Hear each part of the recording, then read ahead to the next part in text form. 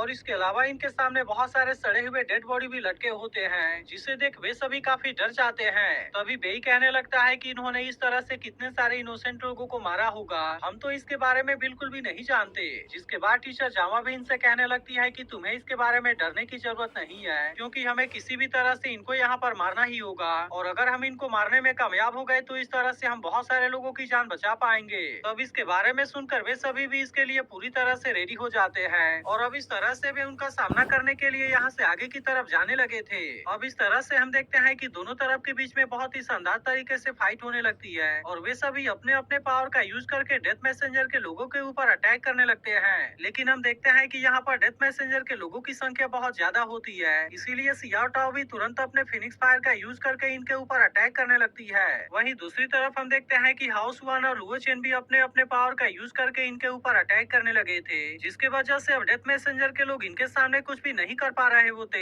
लेकिन तभी इसी बीच हम देखते हैं कि डेथ मैसेंजर के और सारे लोग भी इनके ऊपर अटैक करने के लिए आने लगते हैं, इसीलिए सीसी भी तुरंत अपने फास्ट स्पीड का यूज करते हुए इनके ऊपर अटैक करने लगती है। वहीं दूसरी तरफ हम देखते हैं कि याओ हेंग भी अपने पावर का यूज करके इनके ऊपर अटैक करने लगा था, और अब इस तरह से वे सभी एक साथ में मिलकर डेथ मैसेंजर के लोगों को मारने लगते हैं। तभी इसी बीच हम देखते हैं कि कुछ लोग हाउस वन को घेरने की कोशिश करने लगे थे, जिसे देख याओ हेंग भी तुरंत अपने पावर का यूज करके वहां पर अटैक करने लगता है, और इस तरह से उसने इसमें हाउस वन को जख्मी होने से बचा लिया था। लेकिन वही डेथ मैसेंजर भी अब इनका सामना करने के लिए रेडी हो गया था, जिसे देख टीचर जामा भी रिजर्व टीम से इनका सामना करने के लिए रेडी हो जाने के लिए कहती है, और अब इस तरह से वे सभी भी अपने अपने पावर का यूज करके डेथ मैसेंजर के लोगों के ऊपर अटैक करने लगे थे। अब इस तरह से हम देखते हैं कि इनके बीच में और भी शानदार तरीके से फाइट होने लगती है, जिसके दौरान सियाओ अपने पगोड़ा का यूज करते हुए यू हाओ को इंजर्ड होने से बचाती है, और फिर यू हाओ भी अपने डिमोनिक आई के साथ में सोल सॉक का यूज करते हुए एक आदमी को मार देता है। वहीं दूसरी तरफ हम देखते हैं कि काइतो भी अब इनको अपना पावर दिखाने के लिए रेडी हो गया था, और फिर वो भी तुरंत इनके ऊपर अटैक करके इनको मारने लगता है।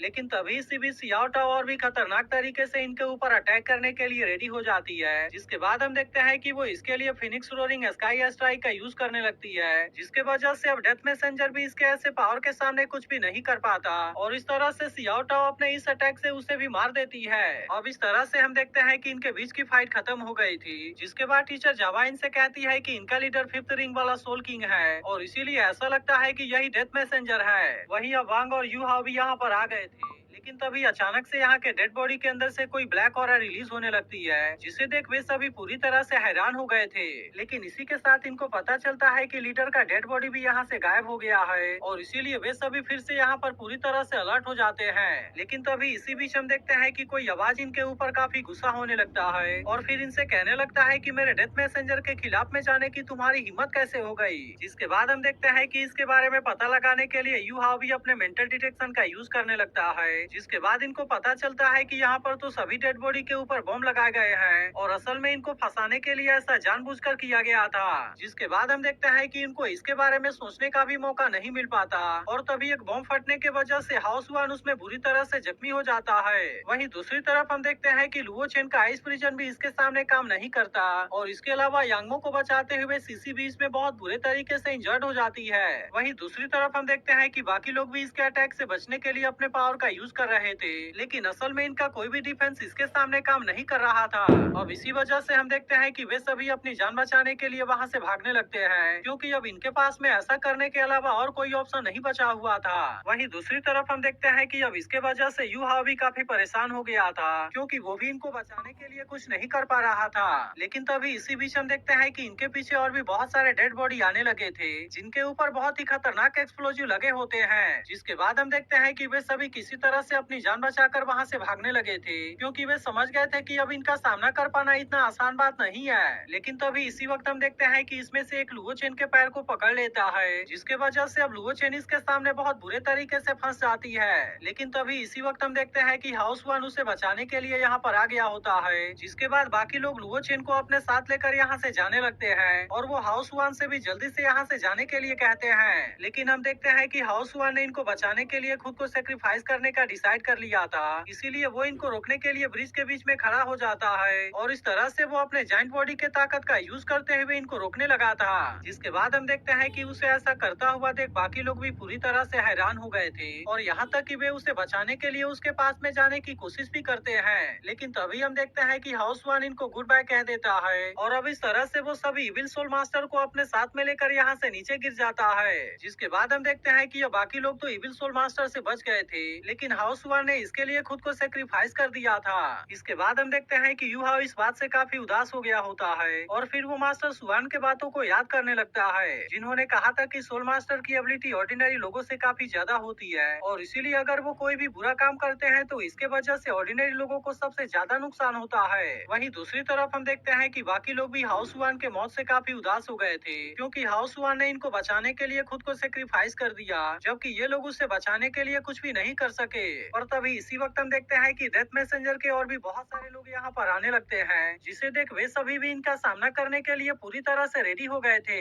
लेकिन तभी डेथ मैसेंजर इनसे कहने लगता है कि चाहे तुम कितना भी पावरफुल क्यों ना हो, लेकिन फिर भी तुम मेरे सोल गाइड एलिमेंटल बॉम्ब के सामने कुछ भी नहीं कर पाओगे। इसके बाद हम देखते हैं कि वो अपने बाकी लोगों को कंट्रोल करते हुए इनके ऊपर अटैक करने के लिए रेडी हो गया था और फिर इनसे कहता है कि अब तुम यहाँ से बचकर नहीं जा पाओगे। लेकिन तभी हम देखते हैं कि मास्टर सुवान ने यहाँ पर आकर इनको बचा लिया था और फिर इसी के साथ वो डेथ मैसेंजर को भी पकड़ लेते हैं। लेकिन इसके बाद भी हम देखते हैं कि डेथ मैसेंजर को इसके बारे में कोई भी चिंता नहीं होती और फिर वो कहने लगता है कि डलाउ टाइटल तो सच में बहुत ज्यादा पावरफुल है। लेकिन इसके बाद हम देखते हैं कि वो यहाँ पर बहुत सारे एलिमेंटल बॉम्ब को एक्टिवेट कर देता है, जिसे देख मास्टर सुवान अपने पावर का यूज करके उसे रोकने लगे थे और फिर इसी बात का फायदा उठाकर डेथ मैसेंजर यूहाओ को कैद कर लेता है। इसके बाद हम देखते हैं कि मास्टर सुवान ने इनको तो एलिमेंटल बॉम्ब से बचा लिया था, लेकिन फिर इनको पता चलता है कि डेथ मैसेंजर ने यूहाओ को किडनैप कर लिया है। तब इसके बारे में जानकर मास्टर सुवान इस बात से डेथ मैसेंजर के ऊपर काफी गुस्सा हो गए थे और फिर वो यूहाओ को बचाने जाने के लिए अपने असली पावर को एक्टिवेट करने लगते हैं। जिसके बाद हम देखते हैं कि वे अपने असली रूप में बहुत ज्यादा पावरफुल नजर आ रहे थे और फिर वे तुरंत यहाँ से यूहाओ को बचाने के लिए भी निकल जाते हैं। तब इस पर बेई कहने लगता है कि उनका मार्शल सोल तो गवर्नमेंट सीक्रेट काऊ है। वहीं दूसरी तरफ हम देखते हैं कि डेथ मैसेंजर यूहाओ को अपने साथ लेकर यहाँ से भाग रहा था, लेकिन इसी के साथ वो अपने पीछे एलिमेंटल बॉम्ब को भी लगा रहा होता है, ताकि इस तरह से वो किसी को भी अपने पीछे आने से रोक सके।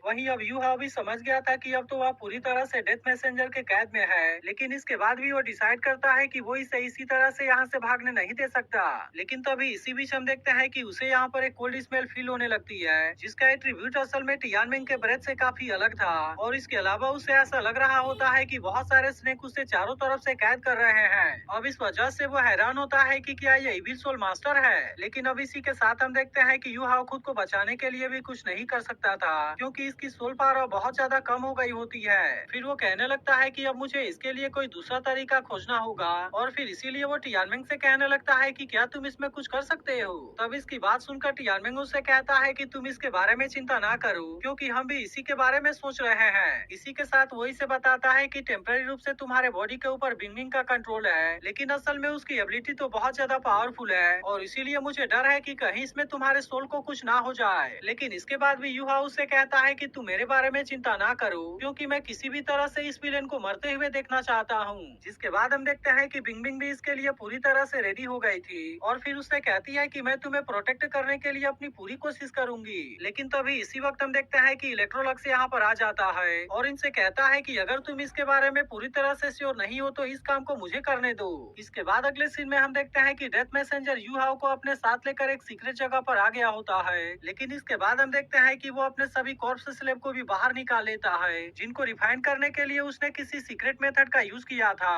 और इसीलिए इनको पावर देने के लिए पोषण और सोल गाइड डिवाइस की जरूरत होती है। लेकिन इसी के साथ हमें पता चलता है कि यही उसके लास्ट वाले ट्रम्प कार्ड हैं और इस तरह से वो इनका यूज करके बहुत ही शानदार तरीके से कम बैक कर पाएगा। लेकिन तभी अचानक से हम देखते हैं कि यहाँ के पूरे जगह में बहुत जोर से हलचल होने लगती है, जिसके वजह से अब डेथ मैसेंजर भी काफी परेशान हो गया था और उसे ऐसा लग रहा होता है कि शायद यहाँ पर मास्टर सुवान आ रहे हैं। जिसके बाद हम देखते हैं कि उसने फाइट करने के लिए अपने सभी कॉर्प्स स्लेब को भी बाहर निकाल लिया था और फिर कहने लगता है कि मैं तो 10 सालों में इतना ज्यादा पावरफुल बन जाऊंगा कि डलाउ टाइटल वाला भी मेरे सामने कुछ नहीं कर पाएगा। लेकिन तभी इलेक्ट्रोलक्स उससे कहने लगता है तुमने कैसे सोच भी लिया कि तुम्हारे पास में 10 साल है, क्योंकि अब तो तुम्हें मारने के लिए मैं यहाँ पर आ गया हूँ। जिसके बाद हम देखते हैं कि वो यूहाओ को छोड़कर तुरंत ही उससे अलग हो जाता है, क्योंकि अब यूहाओ के बॉडी के ऊपर इलेक्ट्रोलक्स ने कंट्रोल कर लिया था और इसीलिए डेथ मैसेंजर हैरान होने लगता है कि अचानक से ये उसके साथ में क्या होने लगा। इसके बाद वो उससे कहने लगता है कि तुम ही तो एक इविल सोल मास्टर हो। जिसके बाद हम देखते हैं कि इलेक्ट्रोलक्स अब पूरी तरह से उसके सामने आ गया था और फिर उससे कहता है कि ये इविल सोल मास्टर क्या होता है।